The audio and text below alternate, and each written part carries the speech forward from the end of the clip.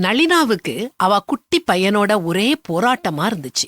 எப்பவும் அவனை சாப்பிட வைக்கிறதுக்குள்ள அவளுக்கு போதும் போதும்னு ஆயிரும். இவ அவனுக்கு எது ஆரோக்கியம்னு பார்த்து அத கஷ்டப்பட்டு செய்வா.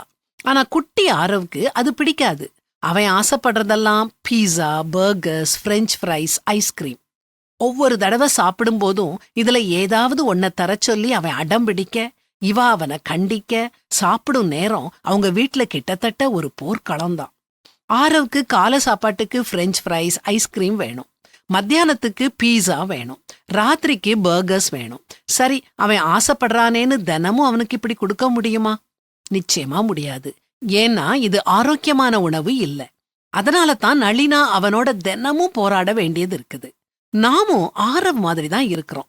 நமக்கு சில ஆசைகள் இருக்குது. நம்ம ஆசைப்படி எதுவும் நடக்காட்டி நம்ம உடனே சோர்ந்து போய் அவ்வளவுதான், வாழ்க்கையே முடிஞ்சு போயிட்டுதுன்னு நினைக்கிறோம்.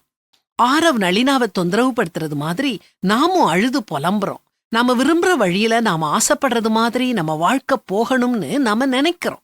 அப்படி போகாட்டி கத்துறோம், கதறோம்.